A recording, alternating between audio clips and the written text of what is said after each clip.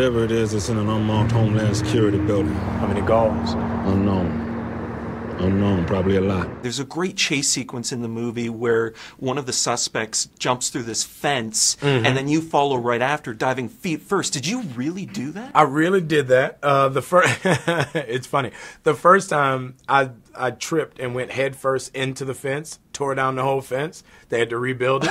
And it was bad. It was really bad. But I did that stunt. That's me. And I mean, one of the most underrated filmmakers right now is John Hillcoat, and I think that, you know, you look at his movies in like Proposition and Lawless and how violent and disturbing they can be. Can you talk a little bit about sort of his approach to directing a movie like this? You know, his movies are so dark and so rich with violence, but he's not that person. Like in real life, he's the complete opposite. And when you're on set with him, you never feel like he's doing anything for shock value, or he's gratuitously throwing violence into a movie just for it to be violence. Everything is plotted out and done in a way where you buy into it and believe it as an audience member. One of the great things about your character are the little details in the movie. I love when you and Casey Affleck are on patrol and you have the gun on your side. And can you talk about that as an actor and sort of picking these little sort of moments like that? And this movie is filled with a bunch of little nuggets like that. Clifton Collins, who plays my close friend in the movie,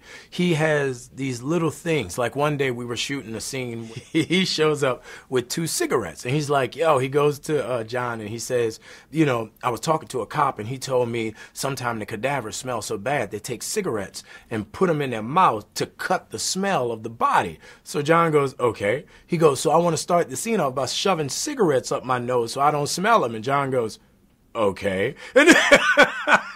And he did so many little things like that.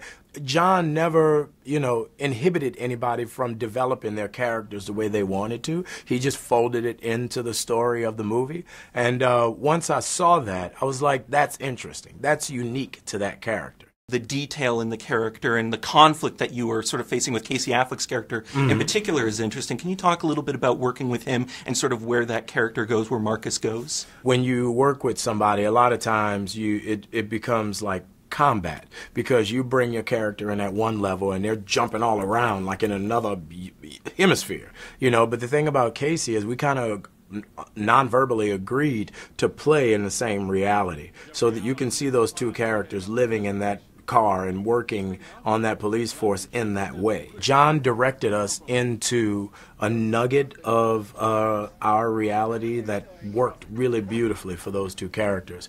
And Marcus Belmont, my character, for a long stretch of his reality is just what's going on outside of the scene he's in. And I love that. I love the idea of seeing the wheels turning and what's this dude going through, what's he thinking, you know, and trying to hide this from this and hide that from that. Thank you so much for taking the time to talk to me, and congratulations on the movie. Appreciate it, dude.